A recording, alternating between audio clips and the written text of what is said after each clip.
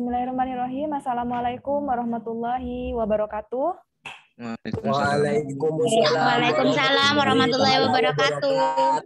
Selamat pagi menjelang siang rekan-rekan mahasiswa. Mohon maaf saya agak telat sedikit dari mata kuliah PIH yang biasanya jam 10.40, jadi sekarang kita start dari jam 10.50. Nggak apa-apa, nanti kita selesainya agak munduran sedikit, lebih 10 menit ya. Di tatap muka yang ke-7 kali ini, karena saya sebagai pengampu di hari Senin, dan hari Rabunya Pak Saifur, berarti Pak Saifur di mata kuliah genap, jadi rekan-rekan mahasiswa jangan lupa untuk presensi perkuliahan tatap muka pada hari ini 11 Oktober 2021 itu adalah tatap muka yang ke-7. Kemarin kan tatap muka yang ke-5. Sekarang tatap muka yang ke-7, jangan lupa diisi presensinya di Google Form yang sudah saya share di grup ya. Nah, untuk rekan-rekan mahasiswa di pertemuan yang kemarin atau di pertemuan yang ke-5, kita telah membahas apa itu yang dikatakan sebagai dogmatik, filsafat, dan juga teori. Dari 3 lapisan dalam ilmu hukum ini, mungkin ada yang ingin ditanyakan kembali, karena kemarin saya cek tugas yang telah rekan-rekan mahasiswa kumpulkan, masih ada beberapa yang belum kena kepada materi tersebut. Jadi, kalau misalnya kan saya memberikan tugas berdasarkan perspektif dogmatik hukum. Jadi rekan-rekan mahasiswa kan diberikan kesempatan untuk memberikan pendapatnya, memberikan argumentasi hukumnya, tapi berdasarkan atau dalam ruang lingkup perspektif dogmatik hukumnya. Jadi ketika saya cek masih banyak hanya beberapa yang mencantumkan dasar-dasar hukumnya ya. Jadi kalau misalnya yang dikatakan sebagai dogmatik itu kan sesuatu yang sudah pakem, yang sudah ada sumbernya. Misalnya dari konstitusi, dari Pancasila, itu juga sudah merupakan dogmatik hukum. Jadi kita tidak mempertanyakan mengapa harus ada undang-undang itu, mengapa undang-undang itu diciptakan, untuk tujuan apa undang-undang itu diciptakan. Nah, tidak. Jadi dalam tataran dogmatik hukum itu lebih menekankan terhadap dogmanya atau sesuatu yang sudah ada terlebih dahulu. Jadi kita tidak mempersoalkan masalah mengapa norma itu bisa ada, atau mengapa norma itu berlaku, atau mengapa norma itu dipakai hingga saat ini.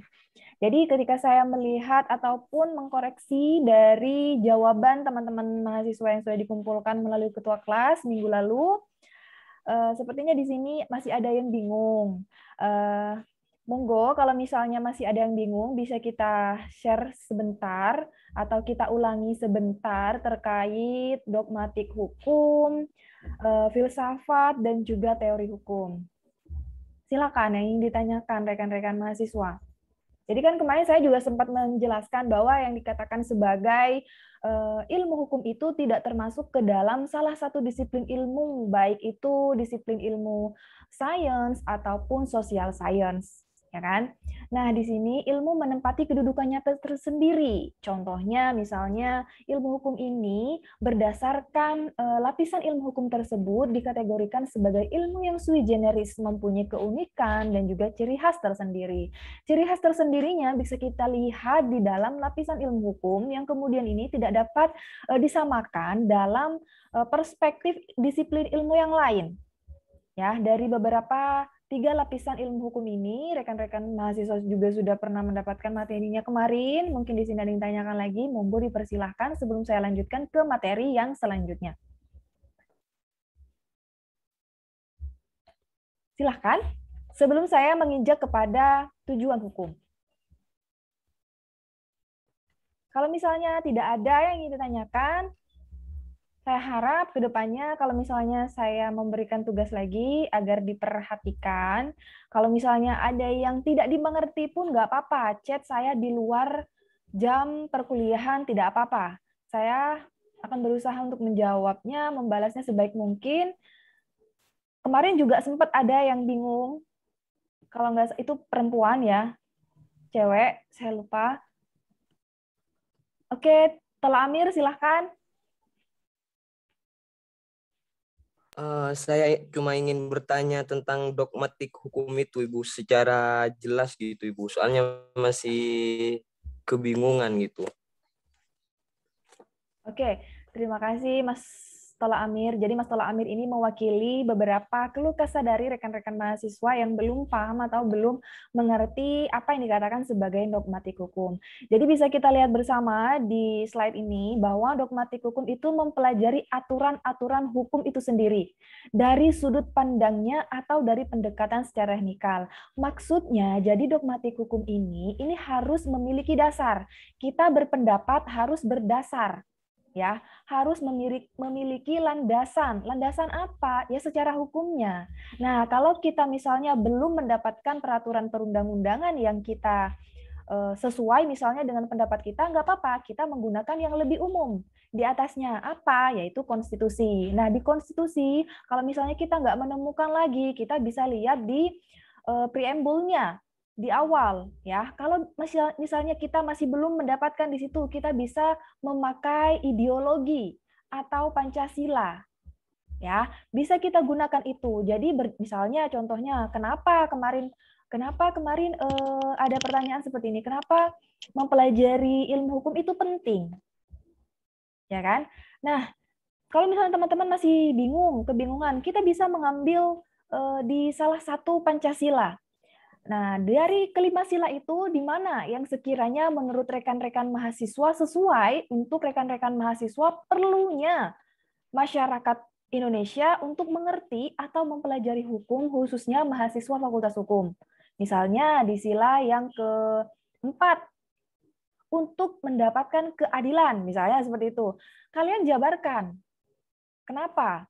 Keadilan itu perlu melalui pembelajaran dari ilmu hukum itu sendiri. Nah, dengan cara misalnya melalui penegakan hukum, maka misalnya bla bla bla bla, melalui penegakan hukum, maka setiap pelanggaran kejahatan hukum dapat ditegakkan sehingga masing-masing hak-hak dari manusia itu sendiri tidak ada yang menyalahgunakan atau misalnya tidak ada yang menciderai atau menyelewengi setiap hak-hak dari manusia itu sendiri dan lain sebagainya. Ataupun berdasarkan sila yang pertama, sila yang kedua, sila yang ketiga, monggo silakan. Asalkan ada dasarnya, asalkan ada aturannya, asalkan ada dasar hukumnya, kalian silakan jabarkan sendiri. Maksudnya seperti itu. Dari dogmatik hukum ini akan bertujuan untuk apa nantinya? Untuk memberikan sebuah penyelesaian yang konkret. Jadi berdasarkan hal-hal yang umum seperti ini, kalian sudah memiliki pola pikir yang nantinya tidak hanya mempersoalkan, tapi juga menyelesaikan. Ya, tidak hanya masalah deskripsi, hanya menggambarkan, hanya menjabarkan, tidak, tapi teman-teman juga diminta untuk memberikan sebuah penyelesaian secara konkret ataupun penyelesaian secara nyata. Seperti itu, diminta pendapatnya. Kalau misalnya kita tidak mempelajari hukum, misalnya kita tidak akan mempunyai seperti ini, seperti ini, seperti ini. Nah, pendapat-pendapat yang seperti itu yang saya butuhkan tidak hanya pandangan rekan-rekan mahasiswa itu berdasar, jadi tidak hanya meluas, tapi tidak ada dasar hukumnya. Seperti itu. Jadi kerangka secara yuridis teknikal ini bagi semua masalah yang konkret yang terjadi di masyarakat, ini kan gini ya, banyak khususnya di perdesaan atau masyarakat awam yang masih awam hukum itu kan masih belum melek hukum ataupun masih buta hukum. Perlu kita sadari ya, misalnya masalah terkait hukum lingkungannya, hukum kesehatannya, dan misalnya hukum privatnya juga. Nah, semua masalah yang konkret seperti ini membangun suatu kerangka yuridik secara teknikal, sehingga ini didasarkan pada sejumlah masalah yang ada, kemudian harus dapat memperoleh penyelesaian secara yuridis. Nah, ketika rekan-rekan mahasiswa dihadapkan kepada suatu masalah, rekan-rekan mahasiswa di sini dapat memberikan jawaban sebagaimana yang sudah diatur di dalam peraturan perundang-undangan. Seperti itu ya, Mas Tola Amir dan juga rekan-rekan mahasiswa yang kemarin masih kebingungan terkait dogmatik hukum ini. Apa sekarang sudah sedikit mendapatkan pencerahan atau bagaimana? Atau masih bingung? Oh iya ya Ibu, agak sudah mendapatkan pencerahan Oke, tentang dogmatik alhamdulillah. hukum. Jadi dogmatik hukum itu sebagai, kalau misalkan ada permasalahan atau ada sebuah pertanyaan, itu dilandaskan dengan peraturan, aturan-aturan yang sudah ada ya Ibu. Betul, betul sekali Mas Amir. Karena misalnya gini, Misalkan gini Bu, landasannya disertakan dengan kayak pasal-pasal atau yang ada di dalam undang-undang, gimana Ibu? itu justru lebih bagus. Kalau misalnya itu semakin mendekati permasalahan, itu justru lebih bagus. Kalau misalnya Mas Tola Amir masih bingung ya, belum mendapatkan dasar hukumnya secara peraturan perundang-undangannya, PP-nya, dan peraturan yang lebih khusus, itu nggak apa-apa Mas Tola Amir menggunakan peraturan yang lebih general, yang lebih umum seperti konstitusi. Itu nggak apa-apa. Kalau misalnya sudah menemukan undang-undangnya, justru itu lebih bagus. Berarti Mas Tola Amir sudah berhasil ya, sudah berhasil mendapatkan penyelesaiannya berdasarkan undang-undang itu. Seperti itu ya. Iya Ibu. Baik, kita lanjut ke tujuan hukum. Di sini ada beberapa tujuan hukum yang perlu kita ketahui dalam kita mempelajari hukum. Yang pertama, tujuan hukum adalah menciptakan tatanan masyarakat yang tertib. Jadi, sebagai law as a tool of social order. Di sini, hukum dipergunakan sebagai alat, sebagai tools, sebagai media untuk menciptakan suatu tatanan masyarakat yang tertib. Dan yang kedua, untuk menciptakan keseimbangan dan juga ketertiban di dalam masyarakat. Yang ketiga, dengan tercapainya ketertiban dalam masyarakat, diharapkan keputusan manusia tersebut akan terlindungi. Maksudnya, keputusan manusia tersebut akan terlindungi, seperti yang saya sudah sebutkan barusan, ya, saya jelaskan barusan di masalah dogmatik hukum. Jadi, ketika mahasiswa di sini memberikan pendapatnya, memberikan argumennya berdasarkan landasan hukumnya, maka pendapat kalian akan terlindungi. Jadi, kalian menyatakan A berdasarkan undang-undang nomor sekian, maka pendapat kalian tidak dapat disalahkan. Ketika kalian berpendapat berdasarkan suatu peraturan perundang-undangan. Nah, dalam mencapai tujuan hukum, ini bertugas membagi hak dan kewajiban antara perorangan dalam masyarakat untuk membagi wewenang dan mengatur, serta memecahkan masalah hukum dan juga memelihara masalah hukum. Nah, ini yang saya maksud tadi. Jadi tidak hanya sekedar rekan-rekan mahasiswa ini mencari sebuah permasalahan lalu dideskripsikan, tapi rekan-rekan mahasiswa di sini juga diminta untuk memberikan suatu penyelesaian terhadap permasalahan hukum itu tadi. Dan yang keempat, pendapat sarjana lainnya. Jadi tujuan hukum adalah untuk kedamaian, untuk keadilan, dan untuk kebaikan, dan juga untuk kepastian hukum. Di sini ada 3 teori tujuan hukum. Ya, bisa dicatat, ini 3 teori tujuan hukum ini adalah 3 teori yang mendasar yang perlu rekan-rekan mahasiswa dan rekan-rekan mahasiswa mengerti dan juga pahami di dalam teori tujuan hukum ini. Kalau misalnya dosen yang lain misalnya ada yang tanya, tujuan hukum itu ada berapa? Jangan lupa sebutkan bahwa tujuan hukum ada 3 berdasarkan teori tujuan hukum. Yang pertama teori etis, yang kedua teori utilitis, dan yang ketiga adalah teori campuran. Teori etis ataupun teori keadilan. Ini ada beberapa pendapat yang menyatakan misalnya dari Hans Kelsen, dan juga ada teori utilitis atau teori tujuan hukum yakni kemanfaatan. Dan yang terakhir teori campuran ataupun kepastian.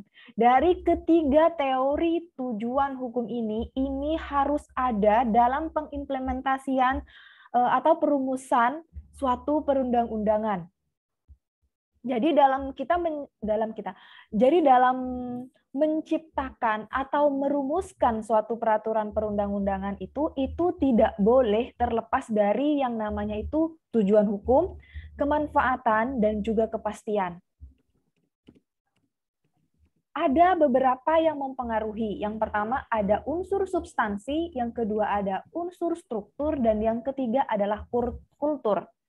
Jadi substansi di sini kita adalah teori tujuan hukum itu sendiri. Jadi substansinya adalah keadilan, kemanfaatan, dan juga kepastian. Strukturnya ini ada pada para perumus undang-undang dan juga penegak hukum. Maksudnya di sini misalnya contohnya seperti ini. Ketika kita mengaplikasikan atau mengimplementasikan suatu peraturan perundang-undangan, contohnya undang-undang lalu lintas. Nah, itu substansinya sudah baik, sudah mengandung tujuan keadilan, kemanfaatan, kepastian sudah terdapat semuanya di situ di dalam undang-undang lalu lintas misalnya. Kemudian strukturnya yang tidak baik, contohnya penegak hukumnya atau oknumnya. Ada beberapa oknum penegak hukum di sini yang tidak sesuai dengan apa yang diamanatkan oleh undang-undang tersebut. Misalnya, contohnya seperti ini. Mbak Safira Ilahi. Mbak Safira Ilahi ini mengendarai sepeda motor tanpa menggunakan helm atau tanpa membawa surat-surat lengkap, baik itu surat mengemudi, surat STNK-nya, dan lain sebagainya. Kemudian ditilang kan oleh oknum polisi, ya kan? Ketika ditilang dimintai untuk menunjukkan surat-suratnya dan lain sebagainya. Dan Mbak Iliani ini tidak mampu untuk menunjukkan itu, otomatis akan ditilangkan. Nah, kemudian ada negosiasi di tengah-tengahnya bahwa mbaknya ini boleh lanjut dan tidak akan ditilang asalkan mbak membayar sekian. Nah, ini yang dimaksud strukturnya yang masih belum baik. Jadi ini mempengaruhi terhadap implementasi suatu peraturan perundang-undangan.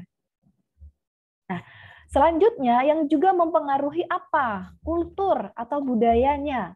Nah, kultur atau budaya ini mengapa ini bisa dimasukkan ke dalam salah satu faktor yang juga mempengaruhi terhadap keberlangsungan implementasian pengaturan suatu undang-undang. Kenapa? Kultur ini atau budaya hukum ini termasuk ke dalam salah satu faktor yang mempengaruhi. Seperti yang saya contohkan barusan, ketika di dalam suatu masyarakat ini sudah melekat dalam pikiran masyarakat bahwa yang namanya oknum polisi, terutama Polantas, polisi lalu lintas, ini bisa disogok, ini bisa dibayar ketika mereka tidak lengkap atau ketika mereka ditilang. Nah, budaya-budaya yang seperti ini juga misalnya dibiarkan berlarut-larut, dan ini tidak segera disadarkan bahwa tindakan seperti ini adalah tindakan kekeliruan yang tidak boleh diulangi untuk saat ini maupun masa yang akan datang. Nah, sifat masyarakat yang masih menggunakan kekeluargaan, misalnya, kadang ada yang seperti ini ya, contohnya, saya punya saudara polisi, saya telepon ya saudara saya yang polisi itu, ketika mereka bicara bla bla bla bla, tiba-tiba mereka nggak jadi ditilang. Nah, budaya hukum yang seperti ini yang juga mempengaruhi pengimplementasian suatu peraturan perundang-undangan. Ya, rekan-rekan mahasiswa. Jadi perlu di antara untuk mencapai tujuan hukum itu ada 3 aspek atau 3 unsur yang mempengaruhi dari tercapainya tujuan hukum itu tadi. Nah, di sini ada teori etis ataupun teori keadilan yang seperti saya sebutkan barusan, ada substansi, struktur, dan juga kultur. Substansi di sini merupakan kebijakan itu sendiri. Jadi substansinya, isi dari peraturan perundang-undangan itu. Jadi kata adil mengandung lebih dari satu arti. Adil menurut saya belum tentu adil menurut Mas Tola Amir. Ya kan? Adil dapat berarti menurut hukum dan apa yang sebanding dan apa yang semestinya. Ini yang dikatakan sebagai dasolannya. Di sini ditunjukkan bahwa seseorang dikatakan berlaku tidak adil apabila orang itu mengambil lebih dari bagian yang semestinya, terlebih itu sudah diatur dalam suatu peraturan perundang-undangan. Ya, dan yang kedua ini adalah struktur. Konsekuensi dari tidak seimbangnya antara norma hukum dan juga realitas, antara dasolan dan juga dasennya, ini adalah penegakan hukum di lapangan. Seperti yang saya contohkan barusan, penegakan hukum di lapangan, oknumnya, penegak hukumnya. Nah, perkembangan zaman ini tidak diimbangi dengan norma-norma hukum sehingga regulasi yang ada itu tidak dapat mengakomodir secara holistik. Tidak dapat mengakomodir secara holistik itu diakibatkan oleh struktur dari hukum itu sendiri atau penegak hukumnya yang masih tidak seimbang dengan apa yang dicita-citakan oleh peraturan perundang-undangan yang telah mengaturnya. Ya, jadi keadilan yang hakiki ini tidak dapat terrealisasi kalau misalnya strukturnya masih tidak dapat berjalan dengan baik. Karena telah terjadi pergeseran nilai antara kebutuhan secara individual dan juga kebutuhan secara universal. Ketidakseimbangan ini diakibatkan oleh para penegak hukum atau oknum penegak hukum yang masih tidak menjalankan sebagaimana apa yang diamanatkan oleh undang-undang tersebut, sehingga ini terjadi ketimpangan antara kebutuhan secara individual, ya, batiniah ataupun lahiriah, dan juga kebutuhan secara universal. Dan yang terakhir, aspek yang mempengaruhi adalah kultur atau budaya hukum. Jadi institusi suprastruktural ini dapat bergandeng tangan untuk melakukan kompromi-kompromi sehat dalam menegaskan kepedulian terhadap lingkungan yang baik. Jadi lingkungan yang baik adalah lingkungan yang sesuai dengan apa yang diamanatkan oleh undang-undang. Nah, pelaku kepentingan di amputasi ini karena dapat mengurangi nilai budaya hukum yang diberikan yang tumbuh di dalam masyarakat. Nilai-nilai keadilan ini pun akan luntur ketika strukturnya itu bermasalah. Maka ini akan berimbas terhadap kulturnya. Nah, kultur yang seperti ini jika dibiarkan semakin lama, semakin berakar dari tingkat atas sampai tingkat terendah, korupsi dari tingkat yang atas sampai ke seluk-beluk yang bawah ini akan terus ada korupsi ketika ini tidak diperbaiki. Budaya korupsi. Sering kan pernah mendengar ini kata-kata budaya korupsi. Nah, budaya-budaya hukum yang seperti ini yang dimaksudkan ketika hal ini terjadi di masyarakat dan ini dipengaruhi oleh struktur itu sendiri. Substansinya sudah baik. Kan pernah ya rekan-rekan mahasiswa kalau nggak salah ada yang mempertanyakan di awal perkuliahan itu, kalau nggak salah di tatap muka yang pertama ketika kita perkenalan, kenapa sih Ibu ini hukum ini tumpul ke atas, tajam ke bawah, ya kan? Nah, di sini rekan-rekan akan menemukan jawabannya. Jadi tidak hanya rekan-rekan mahasiswa itu mempermasalahkan terkait hukumnya. Ada kalanya hukum itu sudah baik, hukum itu sudah sesuai, hukum itu sudah sebagaimana yang kita pelajari bahwa harus ada tujuan teori tiga teori tujuan hukum itu tadi, keadilan, kemanfaatan, dan juga kepastian itu sudah ada di dalam substansi hukumnya. Namun apa yang membuat hukum ini tumpul ke atas dan tajam ke bawah? Dua ini, struktur dan juga kulturnya. Nah, ketika masyarakat sudah memperbaiki budayanya, tapi strukturnya yang masih bermasalah, ini juga tidak akan berjalan dengan baik. Ya. Nah, dari sini saya akan melanjutkan ke materi yang selanjutnya.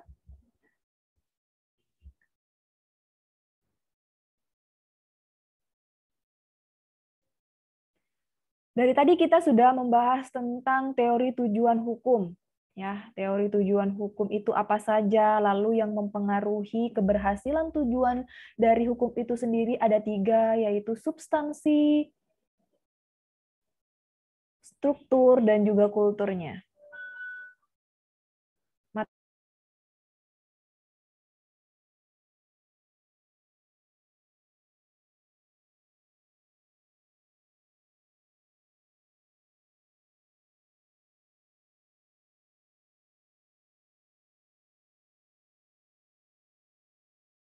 Dari sini mungkin ada yang ditanyakan, rekan-rekan mahasiswa, monggo.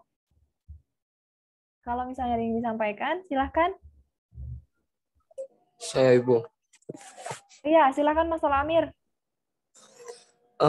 Menurut Ibu apa sih arti dari sebuah keadilan itu? Lah, saya akan pernah nanya kepada teman-teman, apakah teman-teman pernah nanya ke saya, apakah keadilan itu harus sama? Kata saya tidak harus sama, Ibu. Tapi dia mengacu kepada logo hukum itu, kenapa timbangannya sama? Tidak berat sebelah gitu. Kalau memang keadilan itu tidak harus sama gitu, Ibu. Terima kasih. Saya juga mau bertanya, Ibu.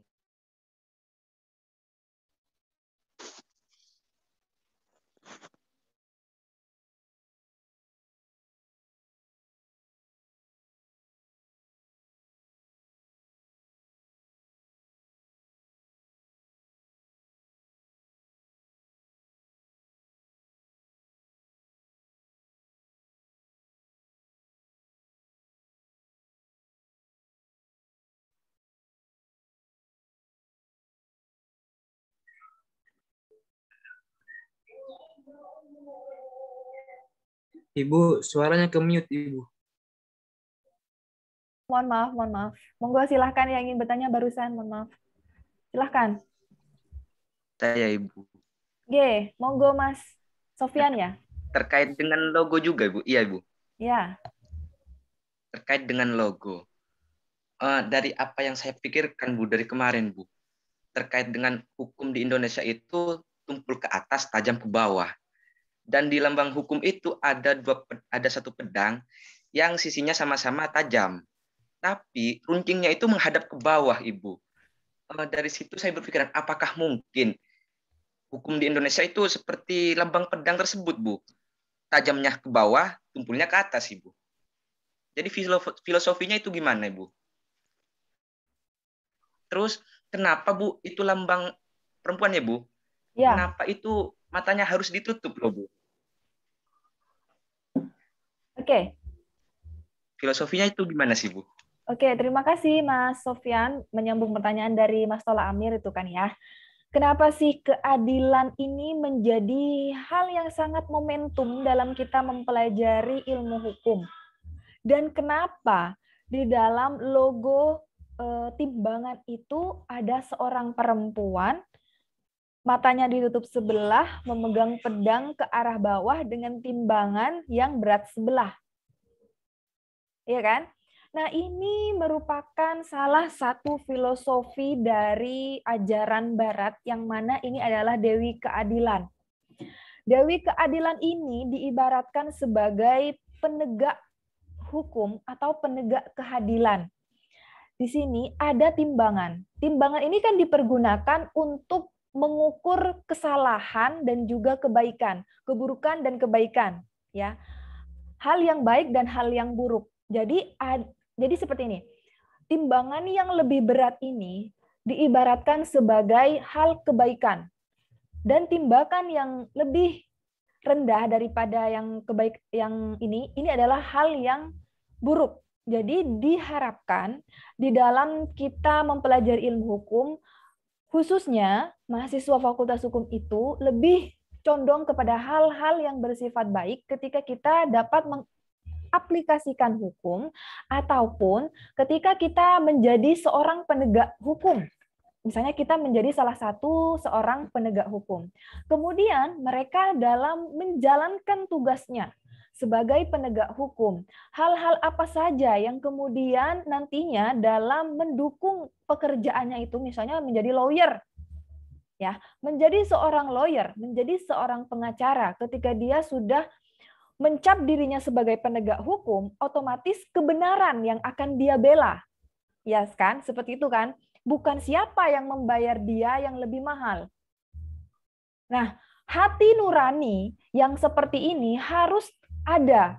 Jadi ketika masyarakat Indonesia, ketika misalnya Mas Sofyan ataupun Mas Tola Amir ini menjadi lawyer itu, apa yang nantinya, sebentar,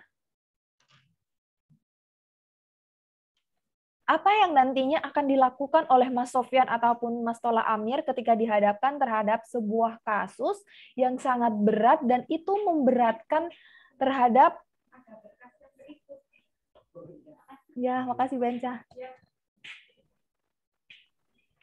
Dan itu memberatkan salah satu klien rekan-rekan mahasiswa.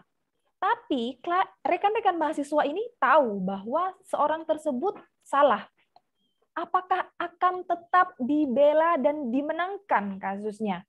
Kalau rekan-rekan mahasiswa masih mempunyai hati nurani ya. Nah, ketika ini dihadapkan oleh mahasiswa, ini harus hal-hal yang sangat mendasari ini adalah tujuan hukum itu sendiri. Yang pertama yakni keadilan. Apakah ini adil? Dari sisi mananya? Misalnya dari sisi korban dan juga tersangka. Ketika Mas Sofyan ataupun Mas Tola Amir melihat itu dari sudut pandang sebagai kuasa hukumnya atau penasihat hukumnya, apakah ini benar? Apakah ini suatu hal yang menurut hati nurani kalian, ini hal yang baik? Nah, kebenaran dan keburukan ini yang menjadi timbangan itu berat sebelah. Entah itu yang baik, yang lebih berat, ataupun yang buruk yang lebih berat. Terkait masalah pedang, ya, pedang. Kenapa pedang itu arahnya ke bawah? Apakah ini menunjukkan bahwa hukum itu tajam ke bawah dan tumpul ke atas? Tidak, tentunya tidak seperti itu.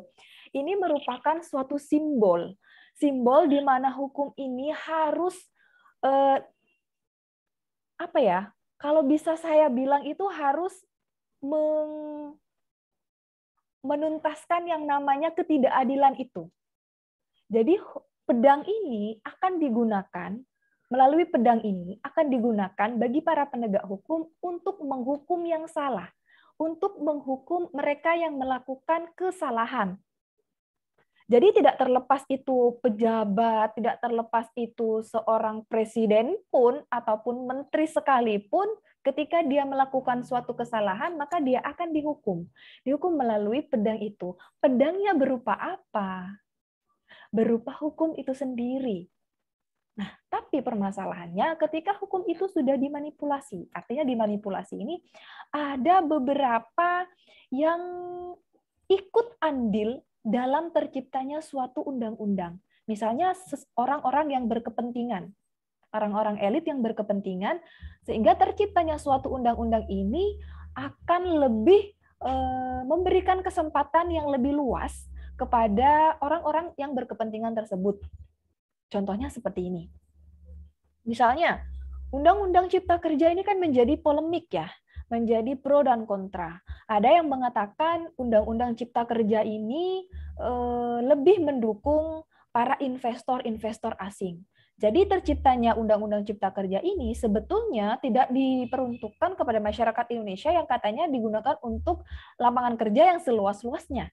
Tapi di sini ada kesempatan yang luas atau kesempatan yang bahkan leluasa bagi investor asing itu untuk mendirikan bisnisnya di Indonesia, entah itu nanti akan berdampak terhadap lingkungan, entah itu akan berdampak terhadap perekonomian, ataupun sumber daya alam yang ada di Indonesia. Nah, sebenarnya hal-hal yang seperti ini yang kemudian ini akan berpengaruh terhadap holistiknya hukum ini ketika hukum itu ditegakkan, ketika hukum dijalankan. Kalau misalnya ini ada campur tangan dari orang-orang yang berkepentingan itu tadi, ini akan tidak berjalan dengan baik. Jadi menjawab pertanyaan dari Mas Tola Amir dan juga dari Mas Sofyan, ini tidak benar ya kalau misalnya pedang itu menghadap ke bawah, filosofinya itu adalah tajam ke bawah, artinya tajam untuk masyarakat ekonomi lemah, dan tumpul ke atas, ataupun itu tidak berlaku bagi masyarakat elit, itu tidak benar. Ya, Mas Tola Amir dan juga Mas Sofyan. Iya, Ibu. Soalnya kemarin itu Bu sempat diskusi Bu sama Mas Amir itu Bu. Oke. Dan kita tidak menemukan jawabannya Bu. Baik, kita lanjut ya ke materi selanjutnya, yakni terkait asas hukum. Nah, kita sudah menginjak ke asas hukum, norma hukum, dan yang terakhir adalah ilmu hukum. Ada yang bisa membedakan tidak antara asas itu yang seperti apa, norma itu yang seperti apa, dan juga hukum itu yang seperti apa. Mungkin ada yang bisa membantu saya, dipersilahkan.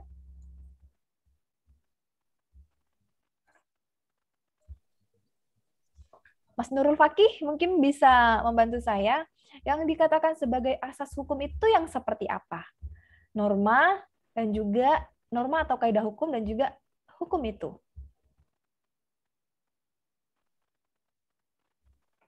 Mas Fakih, monggo.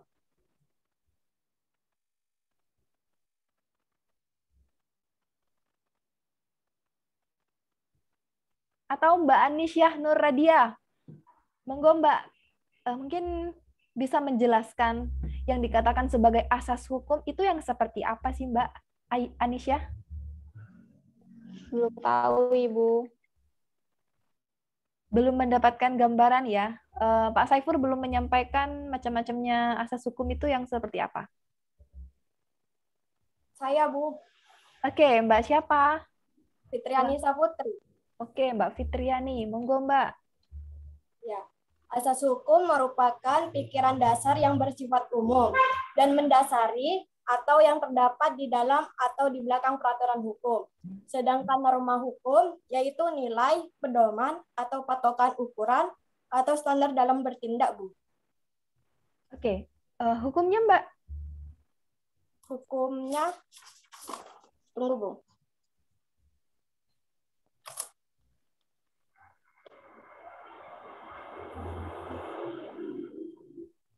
Hukum dari apa itu, Bu? Pengertian hukum itu sendiri. Kan ada asas hukum, ada norma atau kaidah hukum. Lalu hukumnya, hukum.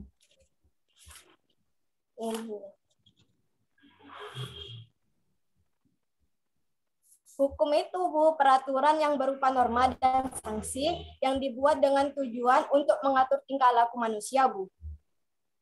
Oke, terima kasih Mbak Fitri Anisya Putri. Fitriani. Iya, Bu. Fitri Anisya.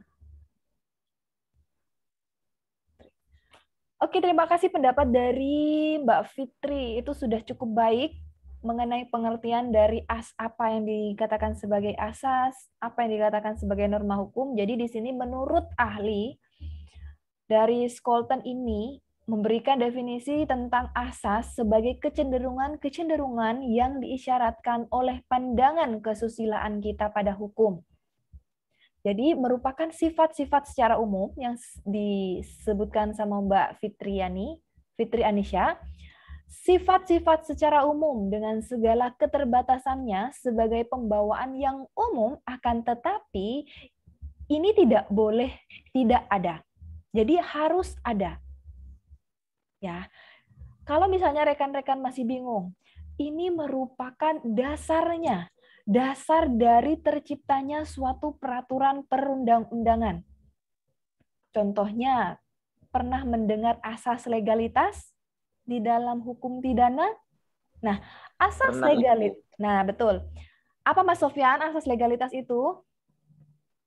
Jadi begini Bu, dari kesimpulan yang saya dapat, seseorang tidak dapat dipidanakan kecuali ada asasnya itu, Bu. Misalkan kita mencuri, tanpa ada asasnya tersebut, Bu, kita tidak dapat dihukum, Bu.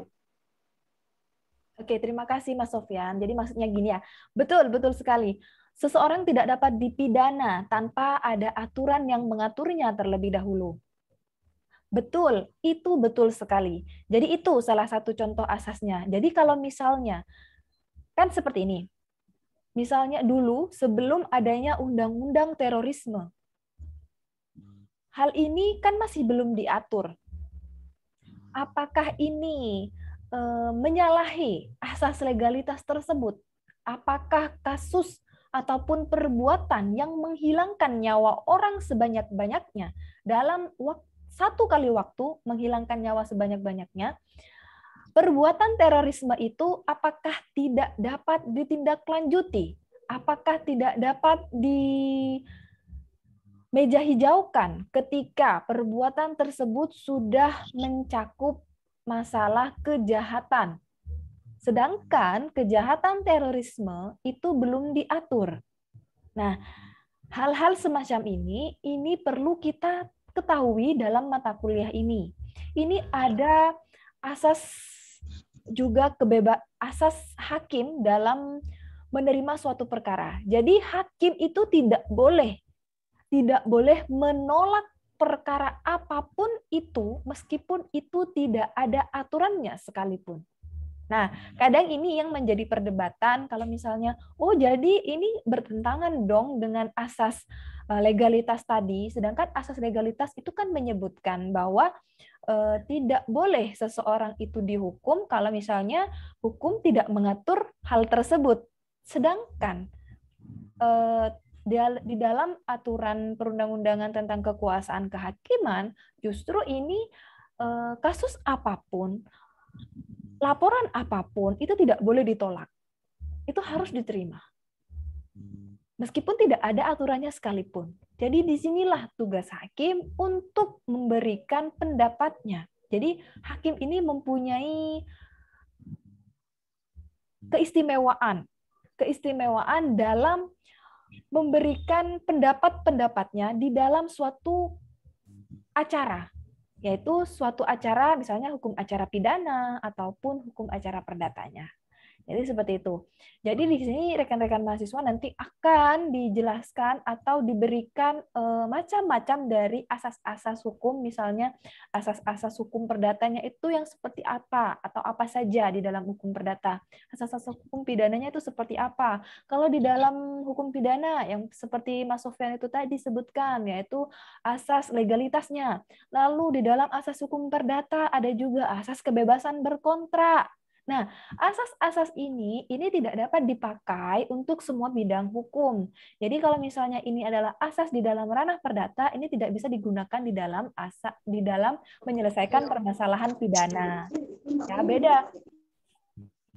beda ya kalau misalnya kita dalam menyelesaikan permasalahan perdata, tapi ini menggunakan asas kebebasan berkontrak, asas itikat baik, ini keliru, ini nggak boleh dan ini nggak sinkron ya.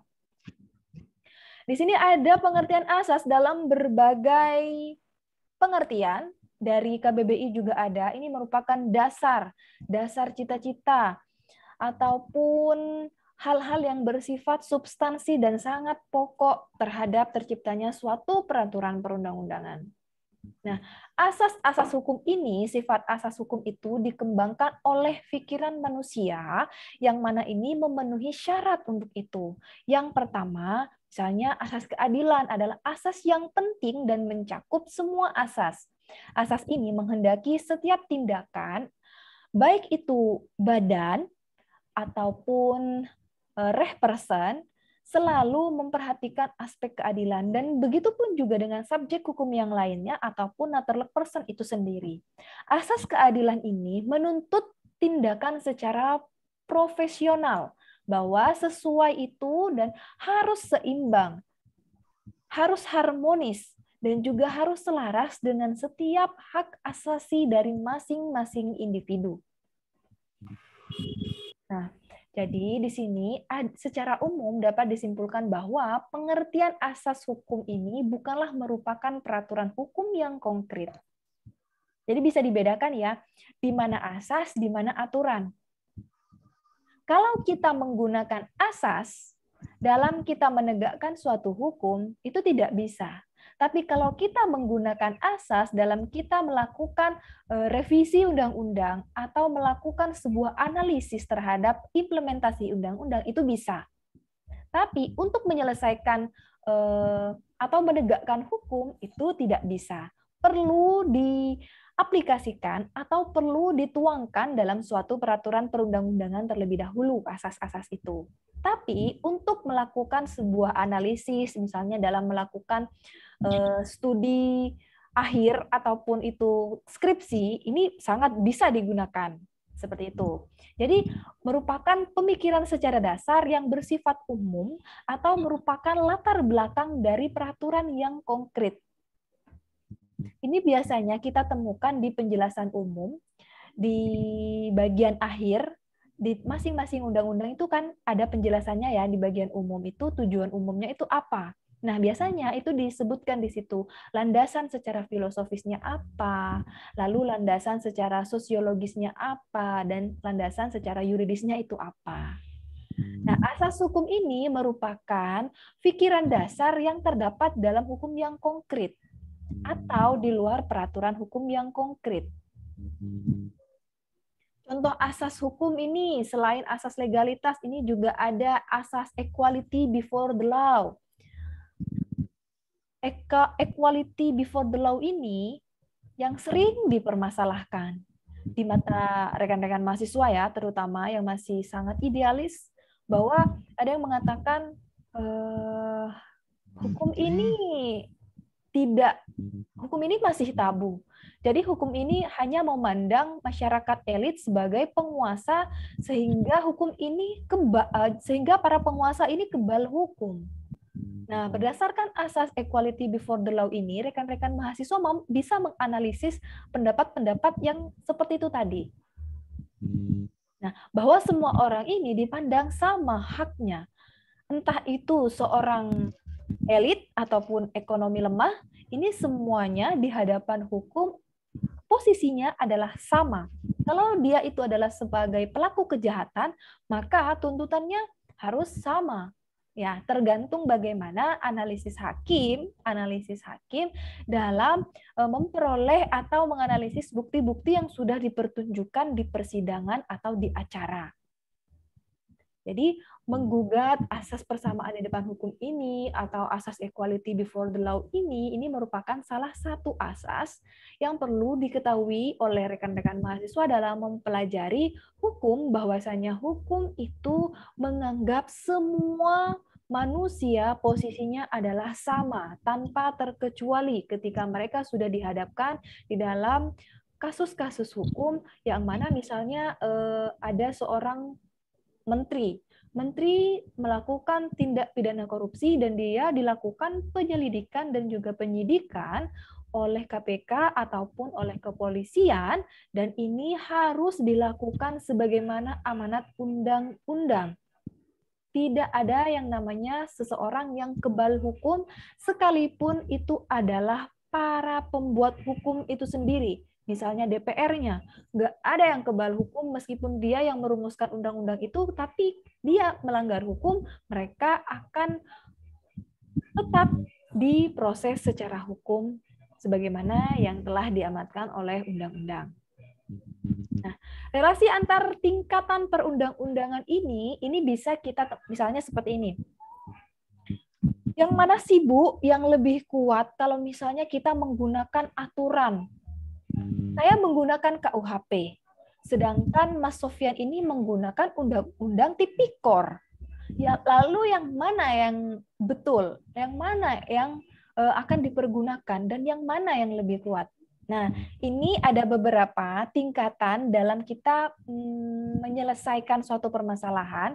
Ini ada asas lex superior derojat legi inferiori. Jadi, aturan yang lebih tinggi mengesampingkan aturan yang lebih rendah.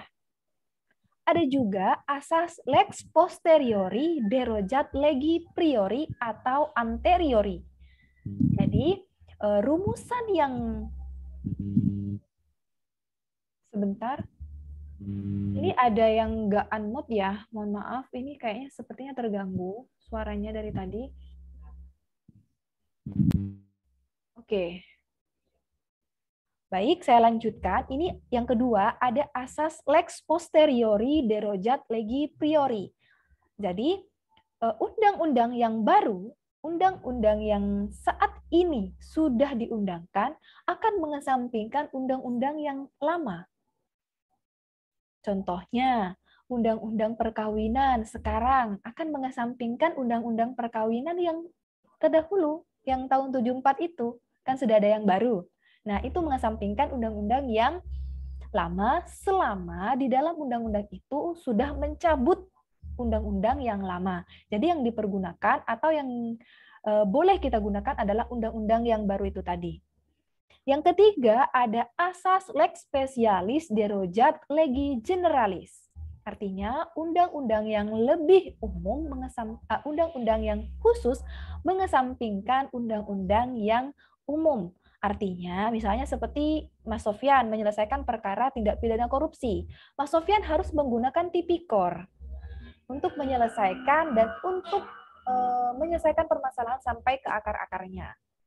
Jadi undang-undang yang lebih khusus mengesampingkan undang-undang yang lebih umum. Kalau misalnya di KUHP ini tidak mampu mengakomodir kasus korupsi yang terjadi, maka Mas Sofyan ini menggunakan undang-undang yang lebih khusus, yakni Undang-Undang Tipikor. Nah, itu contohnya. Jadi dari ketiga asas ini, dari ketiga asas tingkatan perundang-undangan ini perlu sekali rekan-rekan mahasiswa pahami dan juga mengerti ini, khususnya nanti ketika teman-teman mahasiswa akan melakukan sebuah penelitian, entah itu penelitian mandiri ataupun penelitian sebagai tugas akhir. Nah, penelitian ini biasanya mempermasalahkan, kalau penelitian normatif ini kan biasanya mempermasalahkan terkait normanya. Norma yang berada di sumber hukumnya. Sumber hukumnya itu apa saja? Itu misalnya undang-undang, misalnya undang-undang tipikor, bertentangan dengan undang-undang terkait kepolisian.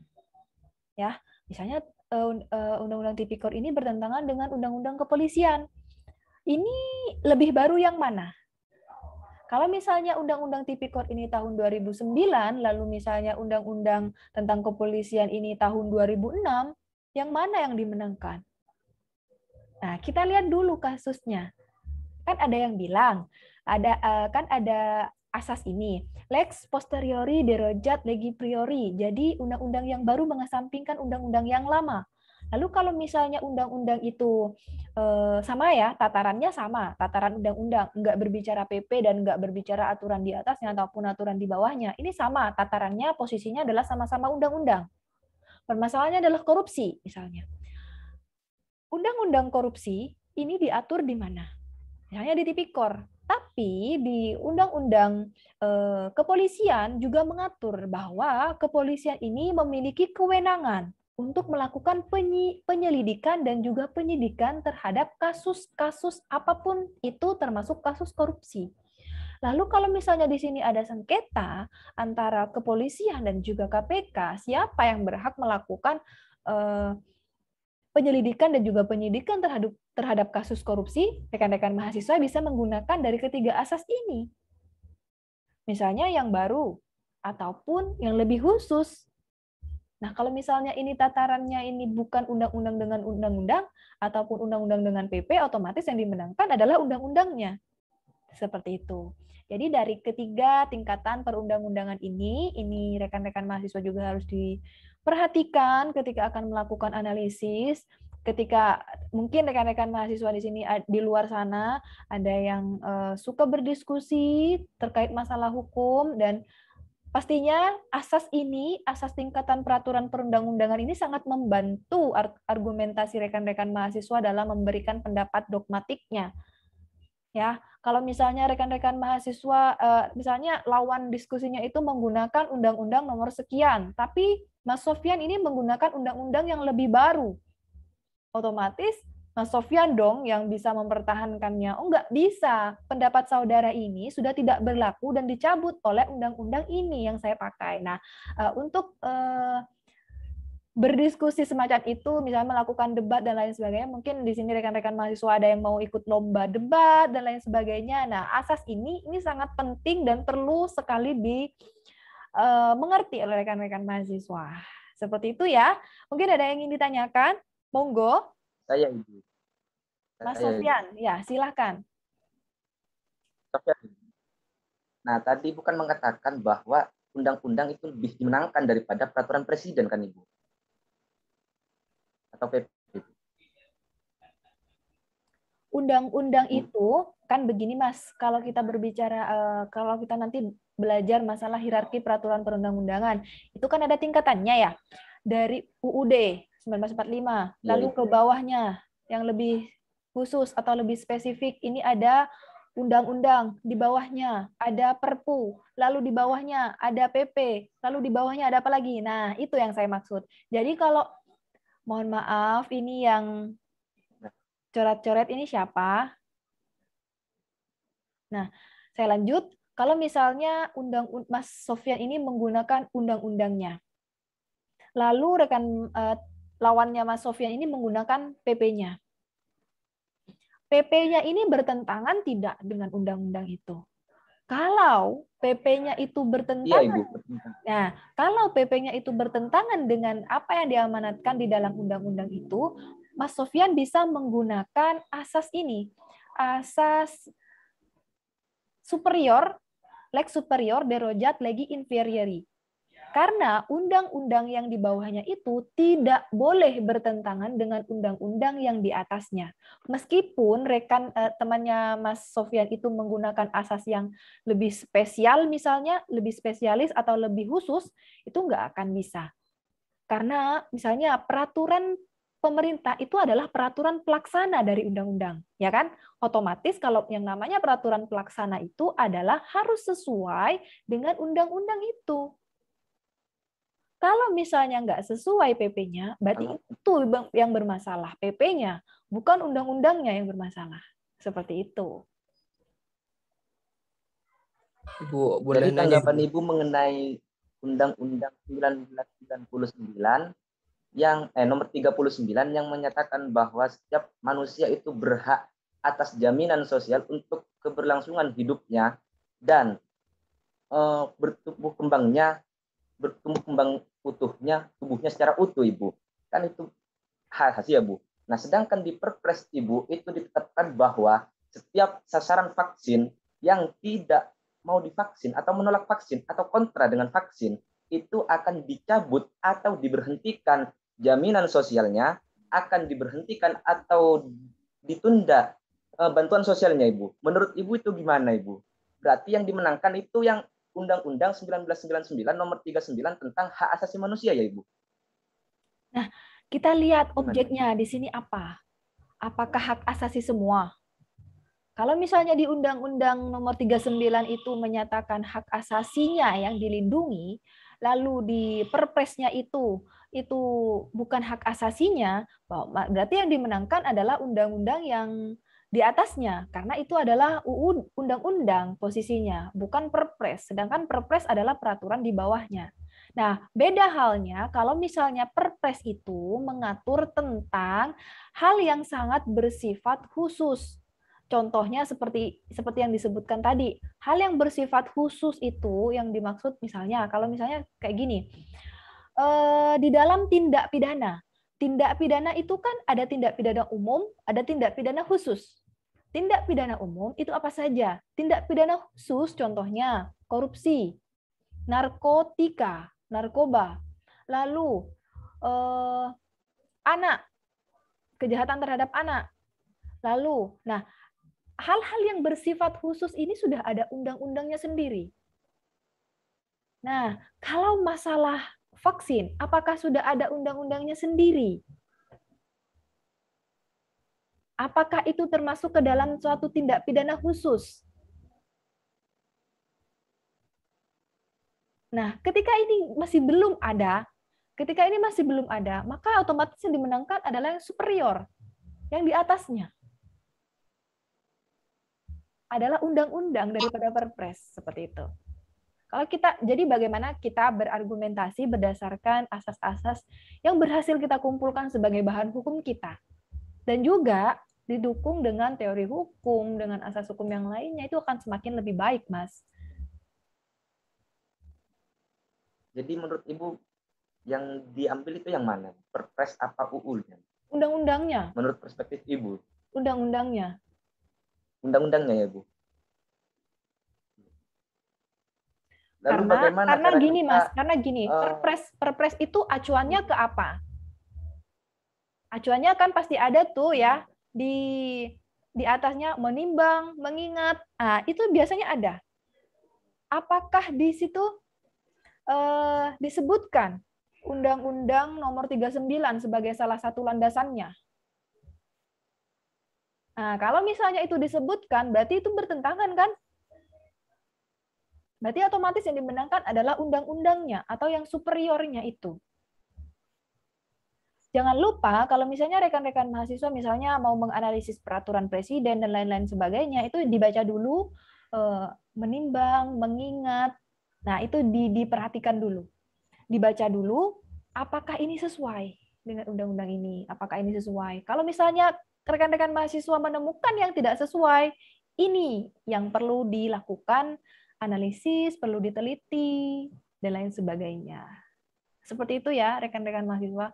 Jadi dilihat dulu, Mas, apakah di Perpresnya itu mencantumkan Undang-Undang Nomor 39 itu sebagai landasan hukumnya, sebagai landasan yuridisnya.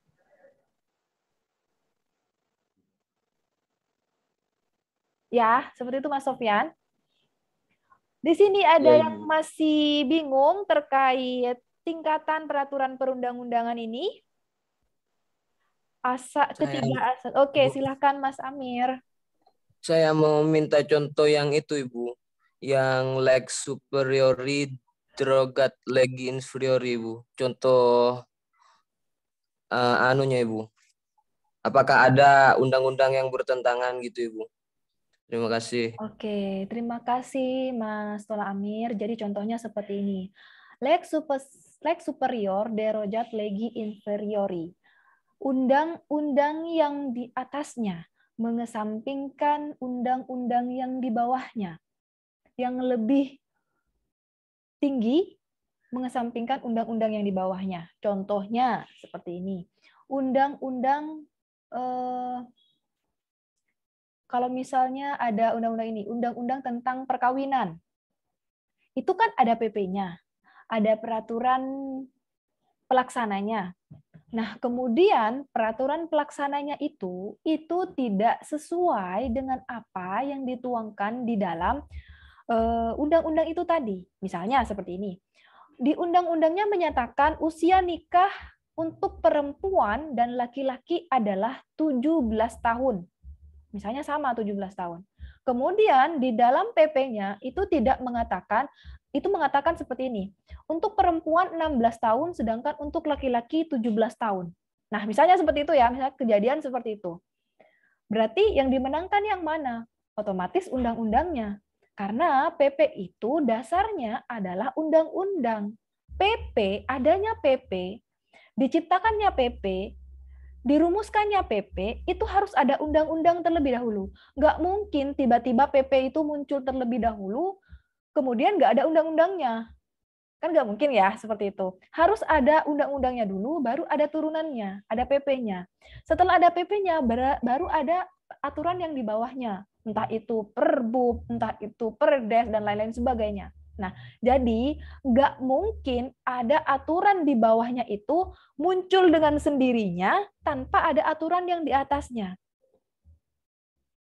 Seperti itu ya, Mas Tola Amir. Baik, Ibu. Terima kasih. Sama-sama, Mas. Yang lain, yang cewek-cewek ini, saya masih belum mendengar suaranya. Hanya Mbak Fitri Anisha tadi. Atau masih bingung? Sampai sini apa masih bingung? Mau nanya lagi, mau anu lagi, Bu, yang enggak sedikit, Ibu. Mau yang itu, Bu. Oke, yang mana, Mas? Jadi kalau yang di bawahnya itu bertentangan dengan yang di atasnya, otomatis itu tidak diberlakukan atau dihapus, ya, Ibu? Bukan tidak diberlakukan atau dihapus, tapi dilakukan revisi. Misalnya ada kan ada seperti ini, Mas. Peraturan pemerintah nomor sekian tentang perubahan peraturan pemerintah nomor sekian. Nah, itu merupakan salah satu bentuk revisi terhadap suatu peraturan perundang-undangan. Itu kan ada perubahan terhadap, sering kan dengar seperti itu, sampai panjang gitu kan. Nah, itu salah satu junto dan lain-lain sebagainya. Itu merupakan salah satu proses perbaikan atau revisi dari suatu peraturan perundang-undangan. Nah, junto-junto itu yang sering rekan-rekan mahasiswa pernah mendengar, misalnya Undang-Undang nomor sekian junto, Undang-Undang nomor sekian junto. Nah, itu merupakan peraturan perundang-undangan yang sudah dilakukan revisi, namun itu masih tetap dipakai. Contohnya, undang-undang tentang elektronik, undang-undang ITE, dan lain sebagainya. Itu kan masih dipakai yang lama.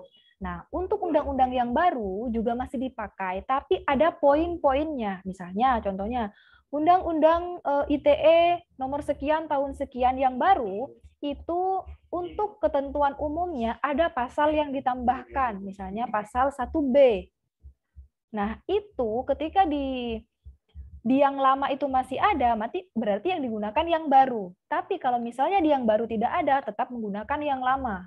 Jadi selama undang-undang yang lama itu masih belum ditarik atau belum dicabut, itu akan tetap berlaku dan itu penggunaannya masih menggunakan junto.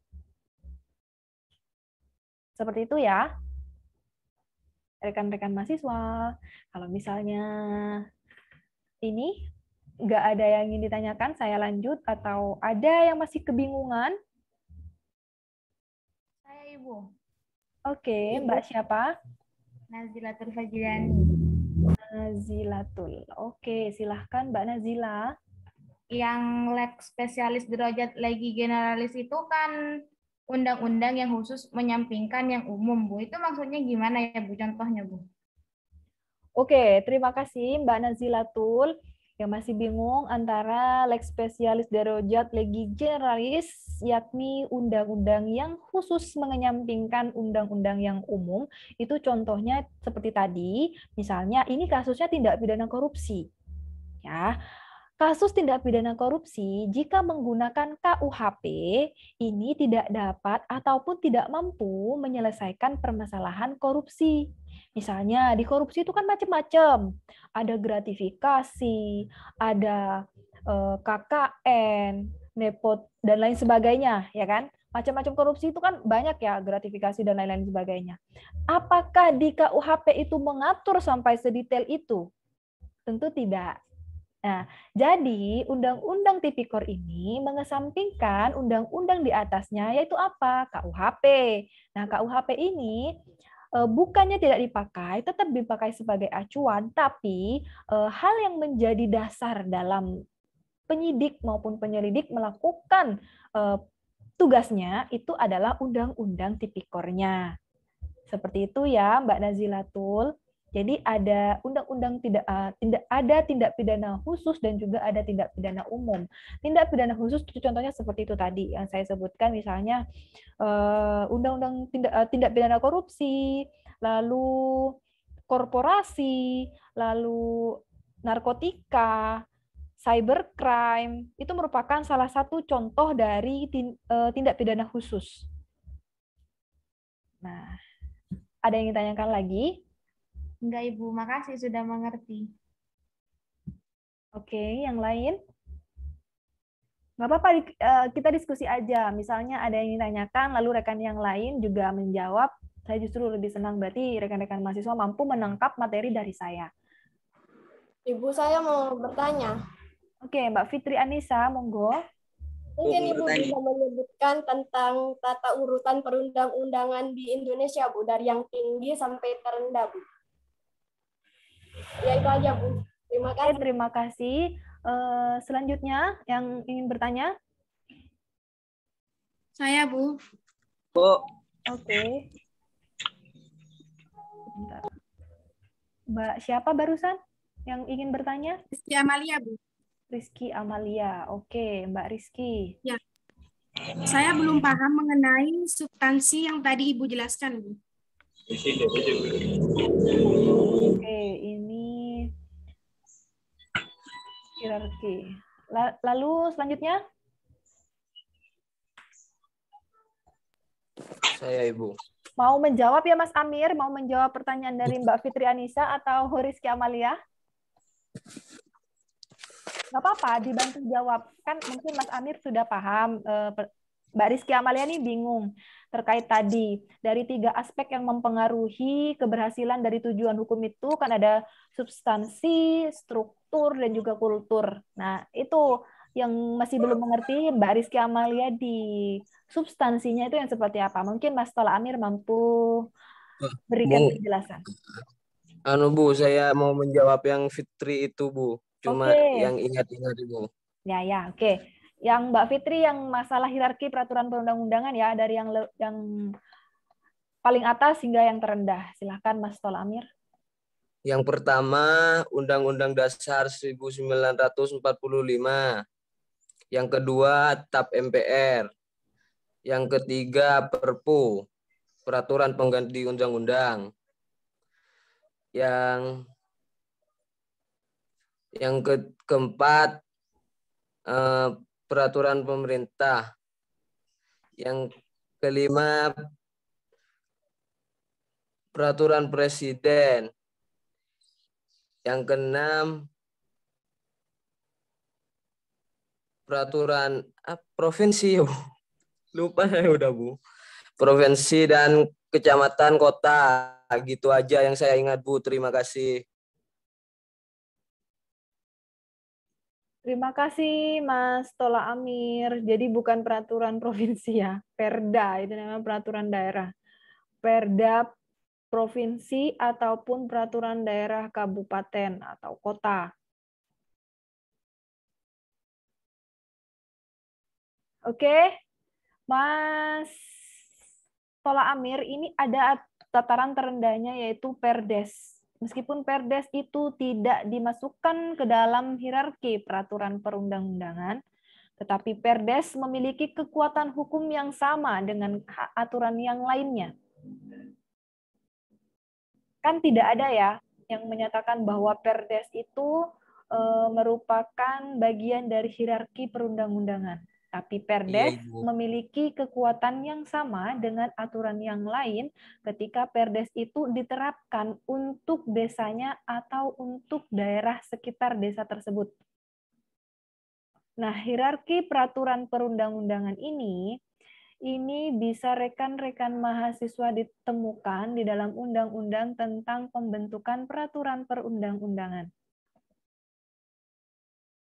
Sampai di sini, Mbak Fitri Anisya, apakah sudah mengerti atau bagaimana? Paham, Bu. Terima kasih. Oke, sama-sama Mbak. Lanjut ke Mbak Rizky Amalia terkait substansi itu.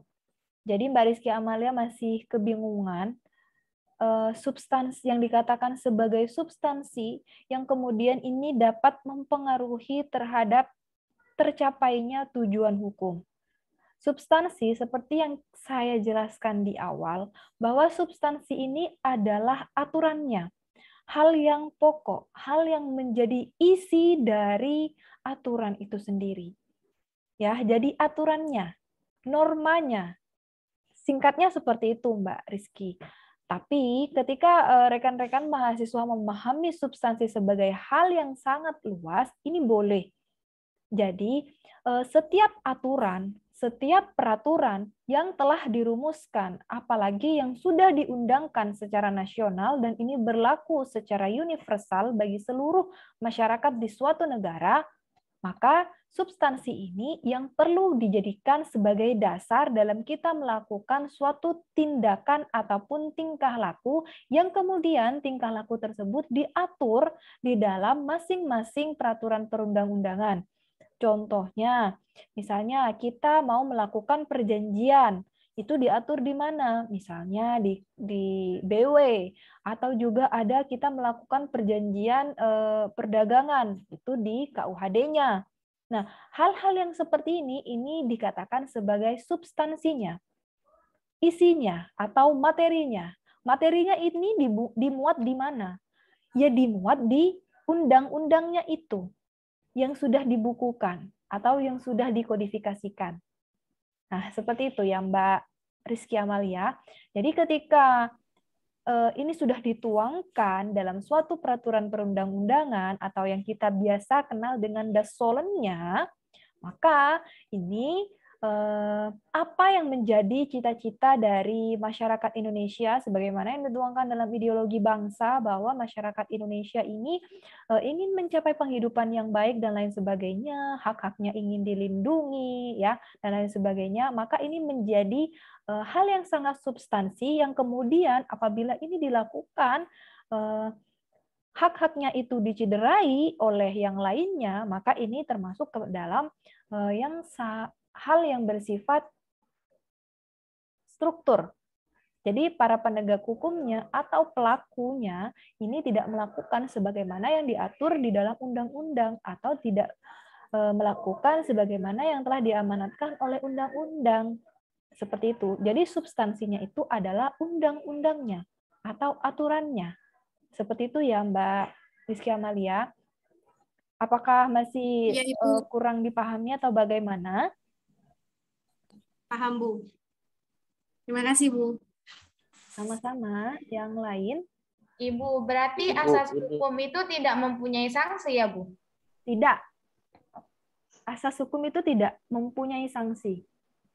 Akan timbul sanksi ketika dia sudah diaplikasikan atau sudah diterapkan dalam suatu peraturan perundang-undangan. Teori pun tidak mempunyai sanksi. Yang mempunyai sanksi hanyalah peraturannya, hukumnya, undang-undangnya. Itu. Jadi gini, Bu. Jadi gini ya, Bu. Kan ada yang namanya asas equality before the law. Itu cuma dasarnya ya, Ibu. Betul. Dan dicantumkan pada pasal 20 ayat 1 itu ya, Bu. 27 ayat 1 itu ya, Ibu. Yang Betul. bisa mengikat setiap orang. Oh iya, Ibu, terima kasih. Nah, jadi untuk lebih abstraknya, kemudian undang-undang itu kan dijabarkan menjadi peraturan perundang-undangan di bawahnya. Agar ini nggak menjadi suatu yang abstrak, tapi untuk menjadi suatu yang lebih konkret.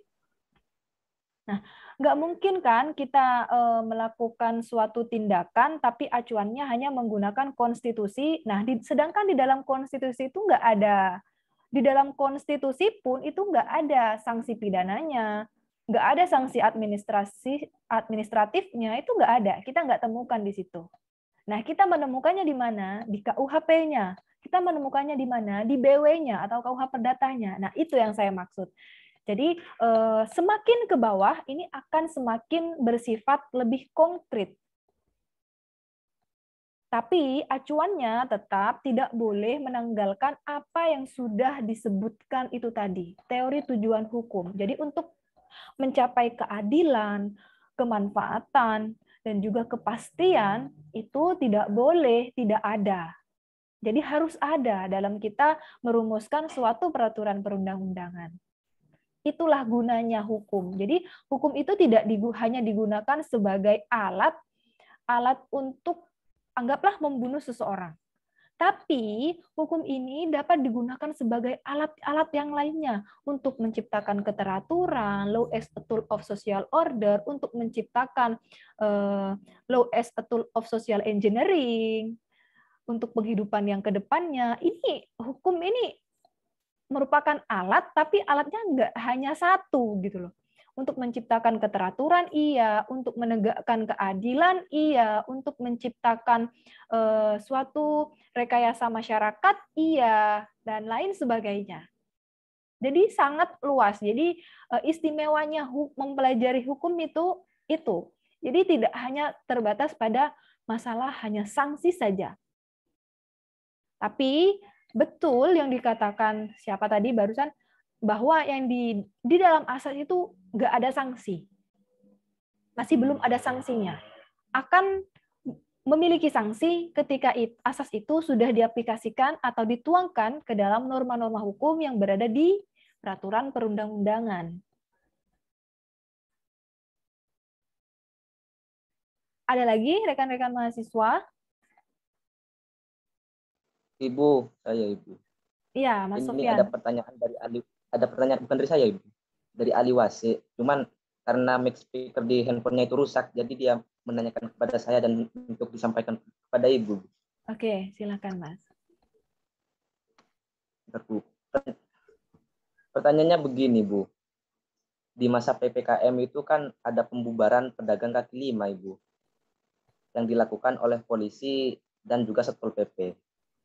Di mana seperti yang kita tahu ya Bu, selalu menggunakan kekerasan atau menghancurkan barang-barang yang dimiliki oleh pedagang kaki lima Ibu. Nah, kata si Aliwasi ini Bu, apakah cara tersebut sudah benar Ibu? Oke, terima kasih pertanyaannya Mas Ali Wasik yang sudah diwakili oleh Mas Sofyan.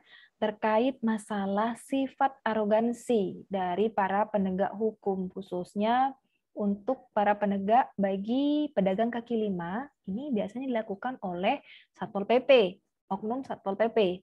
Ada beberapa oknum yang memang menggunakan kekerasan, dan ini sangat tidak benar.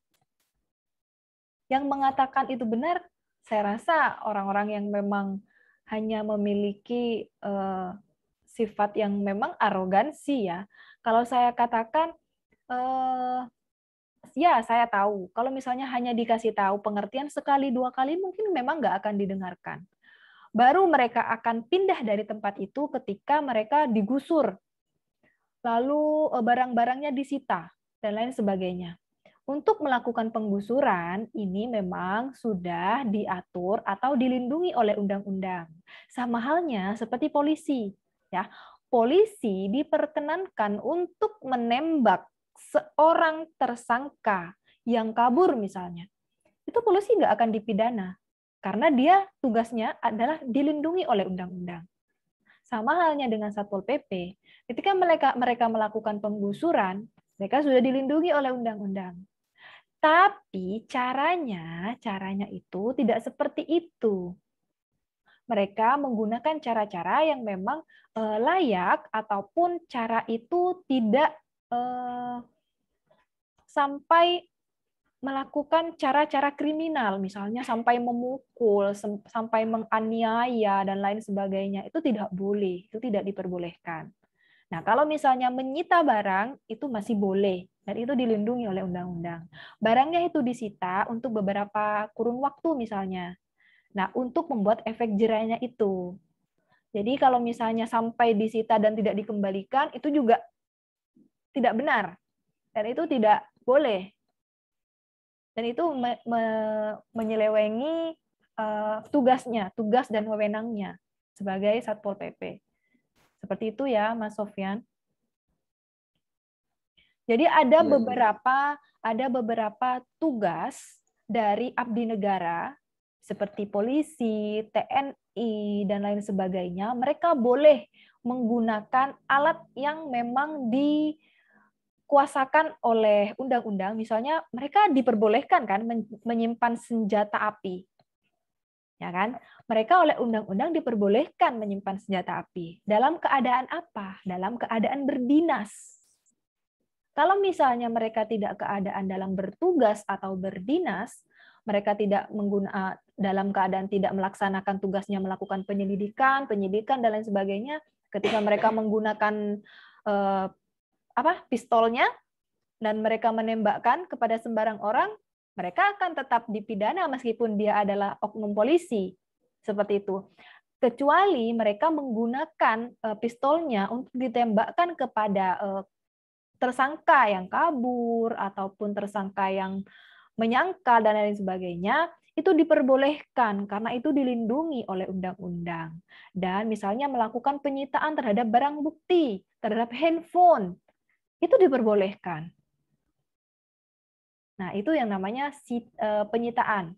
Jadi nanti ada gelar perkara dan lain sebagainya. Nah, di gelar perkara ini nanti dicek apakah benar ini barangnya, apakah benar ini dihasilkan dari upaya perampokan dan lain sebagainya. Nah, seperti itu. Nah, nanti ada gelar perkara yang kemudian dilakukan setelah dilakukan penyelidikan maupun penyidikan. Seperti itu ya, Mas. Ibu? Ya. Oh, jadi itu yang masih marak-maraknya corona itu, Ibu, yang PPKM level berapa itu, yang apa kalau nggak salah yang pertama kali itu yang ada Satpol PP yang Ibu, yang menampar istrinya tukang warkop yang masuk, yang bilang saya Satpol, yang bilang kayak gitu. Itu salah ya, Ibu? Iya, itu salah. Itu sangat arogansi.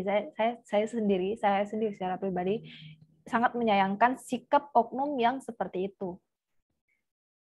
Tidak boleh, meskipun mereka sedang menjalankan tugas sebagai oknum penegak disiplin, lalu mereka sewenang-wenang melakukan kontak fisik dengan orang, itu sangat tidak dibenarkan. Seperti itu. Dan itu tidak dilindungi oleh undang-undang. Yang dilindungi adalah tindakannya melakukan pendisiplinan pendisiplinan itu caranya tidak seperti itu. Seperti itu ya. Mereka ditugaskan untuk melakukan tindakan agar orang-orang itu disiplin. Maksudnya disiplin tidak berjualan di situ lagi, disiplin tidak membuka rumah makan di jam-jam tertentu. Tapi caranya nggak seperti itu.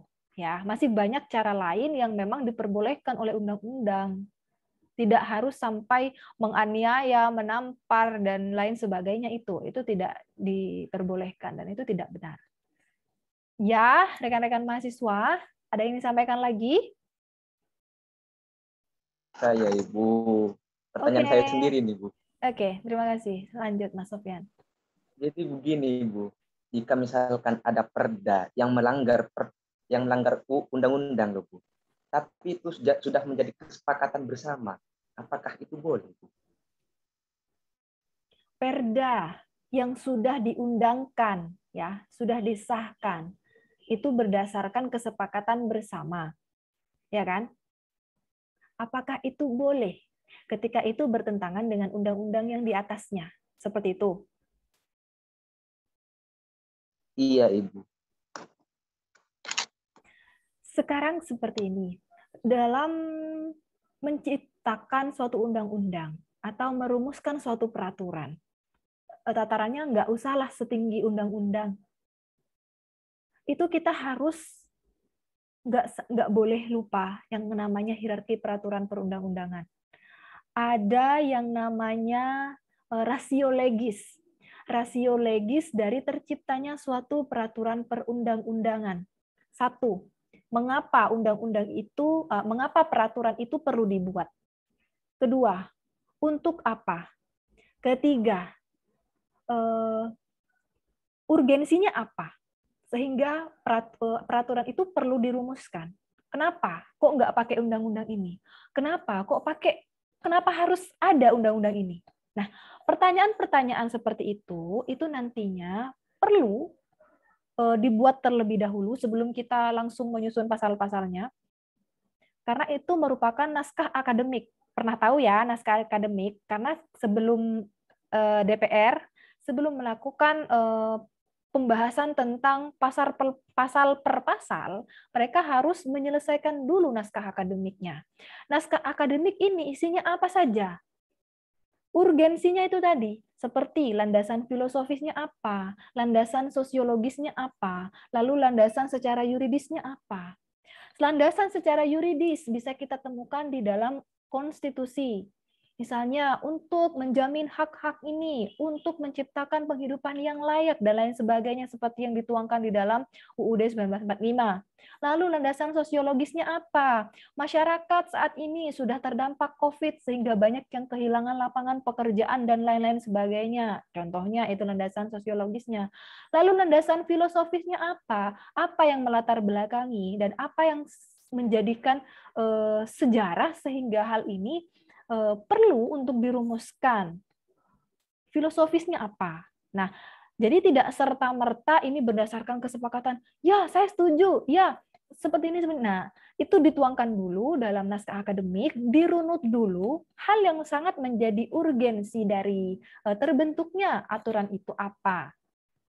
Nah, setelah itu baru kita rujuk ke peraturan yang di atasnya. Kita harus punya dasar loh, nggak boleh. Kalau kita hanya merumuskan tanpa kita punya dasar, maka kita akan dipersalahkan. Seperti yang saya disebutkan di awal, kita perlu dasar agar statement kita, agar pendapat kita itu tidak dapat dibantahkan.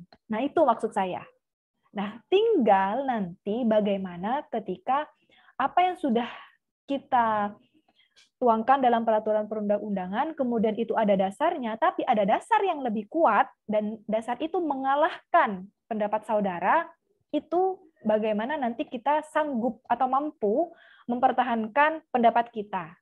Seperti itu ya, rekan-rekan mahasiswa. Mas Sofyan? Mas Sofyan? Iya, Ibu.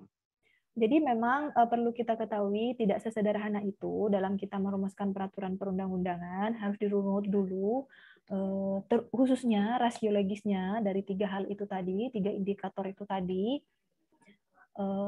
Tidak serta-merta kita hanya merumuskan suatu peraturan perundang-undangan tanpa adanya dasar di atasnya terlebih dahulu. Seperti itu, ya. Dari tingkatan... Berarti seperti di Bali itu Ibu sudah dirumuskan. Ya, lanjut, Mas. Berarti seperti di Bali itu Ibu sudah dirumuskan terlebih dahulu perdanya ya. Nah, seperti ini Sudah ya. seperti di Aceh itu, Bu. Oke, terima kasih. Pernah tahu masyarakat adat kan ya? Pernah tahu juga desa adat. Desa adat itu tidak dipimpin oleh pemerintah daerah, tapi dipimpin oleh tokoh adat. Tokoh adat ini sama kewenangannya dengan pemerintah di daerah tersebut. Tingkatannya, loh maksudnya saya. Nah, kekuatannya pun demikian sama. Karena tokoh adat ini merupakan tanda bahwa di daerah tersebut adalah menggunakan kultur adatnya atau budayanya atau adatnya itu masih dipakai. Tidak bisa misalnya di Madura, adat Madura yang mana yang masih digunakan. Nah, kalau di Bali itu saya mengakui bahwa di Bali itu sangat kental. Karena apa? Karena di sana memang masih ada adatnya, masih dipakai. Sampai sekarang masih ada kepala adatnya, tokoh adatnya, pemimpinnya, sampai anggotanya itu masih ada. Nah, untuk pertanyaan dari Mas Sofyan, jadi itu tidak bisa digunakan kalau misalnya itu oleh masyarakat adat.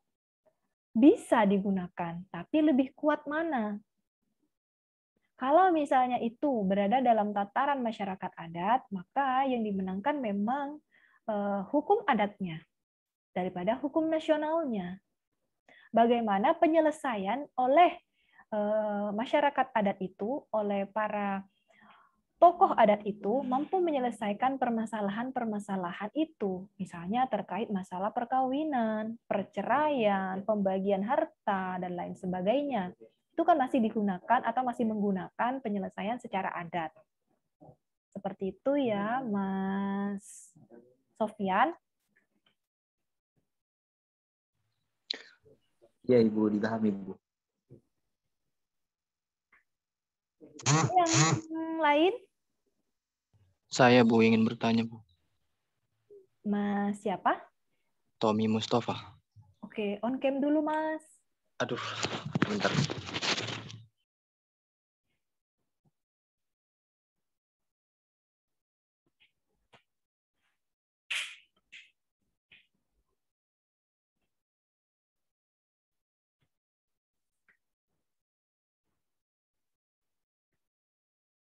Halo, Mas Tommy. Iya, Bu. Ingin bertanya, Bu, tentang UU ITE dan hukum perdata.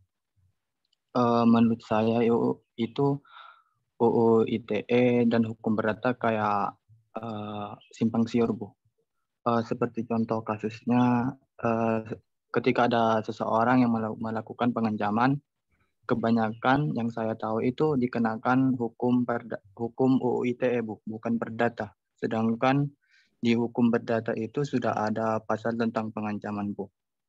Dan menurut saya yang saya ketahui UU ITE itu dibuat supaya tidak ada penipuan dalam transaksi elektronik, Bu. Gimana tanggapan Ibu? Oke, terima kasih pertanyaannya yang disampaikan oleh Mas Tommy Mustafa. Ancaman yang dimaksud oleh Mas Tommy Mustafa yang katanya itu ada di dalam BW ataupun KUH Perdata itu yang mana, Mas? Ancaman yang seperti apa? Apakah ancaman itu merupakan ranah perdata? Saya tanya dulu. Mungkin yang lain ada yang bisa menjawab apakah pengancaman ini merupakan ranah perdata. Jangan sampai rekan-rekan mahasiswa ini keliru ya membaca separuh-separuh sehingga pemahaman tentang pengancaman ini kok bisa ada di Perdata gitu loh. Iya, Bu. Di buku Kan berapanya? biasanya dipidana, Bu, kalau soal Ya, kayak makanya dari buku 1, 2, 3, sampai 4, saya rasa nggak ada tentang pengancaman. Ada di buku berapa, Mas, kalau pengancaman itu, kalau di BW?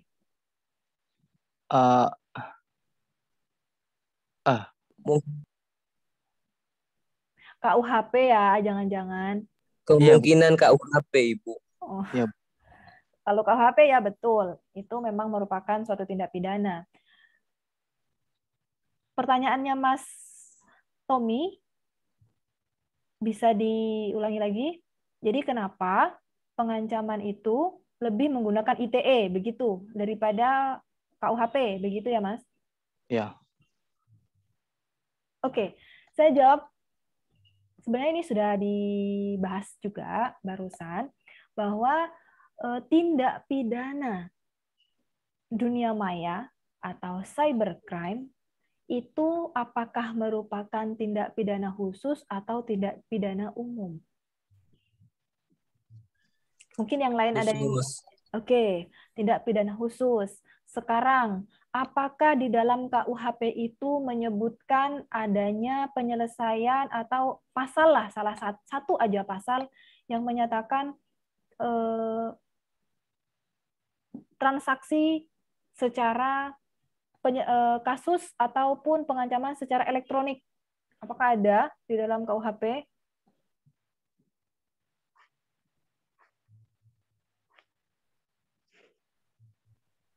Kalau tidak ada, berarti kita acuannya kepada undang-undang yang lebih khusus. Ini, kepada Undang-Undang Lex Specialis Derogat Legi Generalis. Jadi undang-undang yang khusus mengesampingkan undang-undang yang lebih umum. Kalau misalnya di KUHP itu tidak mampu menyelesaikan permasalahan itu, permasalahan pengancaman melalui elektronik, itu bisa dicari undang-undang yang khusus. Artinya, cybercrime itu bisa kita temukan penyelesaiannya di dalam Undang-Undang ITE. Nah, dari sini bukan berarti KUHP itu tidak ini ya, tapi KUHP ini kan tidak mampu ya, bukan tidak mampu, nggak mungkin dalam satu kitab undang-undang hukum pidana itu menyelesaikan semua macam permasalahan itu hanya dalam satu buku. Otomatis ini dibagi-bagi lagi terhadap tindak pidana khusus yang kemudian ini ada undang-undangnya tersendiri. Contohnya tindak pidana khusus itu tadi, seperti cybercrime.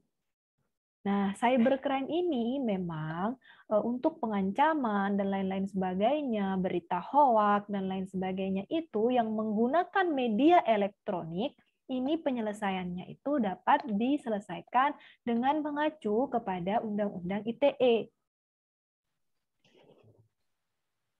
Seperti itu, Mas Tommy Mustafa. Apa ya, ada yang ingin disampaikan lagi atau ada yang tidak dimengerti? Udah cukup, Bu. Oke, terima kasih Mas Tommy. Yang lain?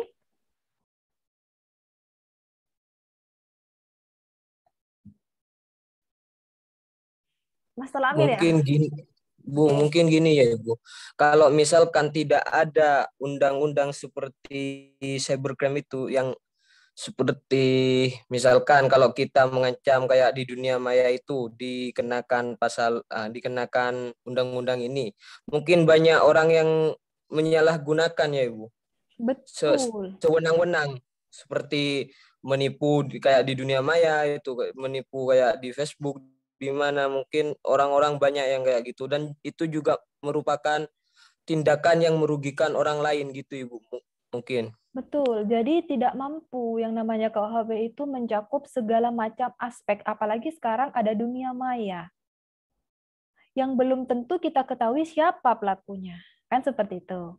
Jadi berkembangnya hukum ini perlu juga kita seimbangkan dengan apa yang terjadi di masyarakat. Segala tingkah laku kita itu misalnya belum diatur ya oleh undang-undang. Nah, bagaimana nanti kemudian para perumus undang-undang itu merumuskan undang-undang berdasarkan gejala yang terjadi di masyarakat, berdasarkan fenomena yang terjadi di masyarakat. Nah, jadi hal ini menjadi urgensi terhadap terbentuknya suatu perundang-undangan baru, misalnya Undang-Undang ITE, misalnya tadi tentang COVID dan bencana pandemi dan lain sebagainya, misalnya itu dirumuskan menjadi suatu undang-undang, itu memang sudah seharusnya karena kita berada di posisi itu, di tahapan itu, dan kita mengalaminya. Nah, jadi kekosongan hukum yang seperti ini bisa dijadikan sebagai bahan analisis rekan-rekan mahasiswa ketika nanti melakukan suatu studi ataupun suatu penelitian. Misalnya rekan-rekan mahasiswa dihadapkan oleh suatu permasalahan, tapi rekan-rekan mahasiswa sudah menguliknya, nggak nemu ini penyelesaiannya, berarti ini kekosongan hukum, berarti hukumnya masih belum diatur. Teman-teman sudah mencari sampai ke dari paling bawah perdesnya dan lain sebagainya sampai ke undang-undangnya pun itu nggak ada yang mengatur. Berarti ini adalah kekosongan hukum. Ya, bisa dicari nanti bahan-bahan hukumnya apa saja yang nanti ini dijadikan sebagai sumber bahan hukum untuk diselesaikan permasalahan tersebut. Ya, rekan-rekan mahasiswa, di sini ada yang sampaikan lagi sebelum saya akhiri perkuliahan kali ini. Saya harap rekan-rekan mahasiswa dari apa yang sudah saya share di materi pada TM yang ketiga ini terkait susunannya, lalu teori-teori hukumnya, tujuan hukumnya. Saya harap rekan-rekan mahasiswa mengingatnya ini karena ini akan terus digunakan sampai akhir loh, sampai nanti masnya, mbaknya ini kuliah di S2, di S3, ini akan tetap dipakai. Ya, jadikan ini sebagai bekal untuk mengantarkan rekan-rekan mahasiswa menuju pemahaman terkait ilmu hukum yang lebih baik, lebih mendalam lagi. Kalau misalnya tidak ada yang ingin disampaikan lagi, saya akhiri perkuliahan kali ini. Terima kasih untuk rekan-rekan kelas 2021A. Mau nanya Ibu. Oke, ya. Untuk perihal absensi di mana Ibu? Sudah, saya share kan ya Mas? Pernah saya share. Nggak bisa, Bu. Tidak bisa Ibu. Oh, tidak bisa. Berarti belum saya buka. Nggak apa-apa. Saya buka sekarang aksesnya. Silahkan langsung diisi ya. Baik Ibu, terima kasih ilmunya. Sehari ini sampai jam 12 malam ini. Ya, terima kasih antusiasnya rekan-rekan mahasiswa 2021A. Sehat selalu, jaga kesehatan, sampai ketemu di tatap muka yang selanjutnya. Terima kasih. Assalamualaikum warahmatullahi wabarakatuh. Waalaikumsalam warahmatullahi wabarakatuh.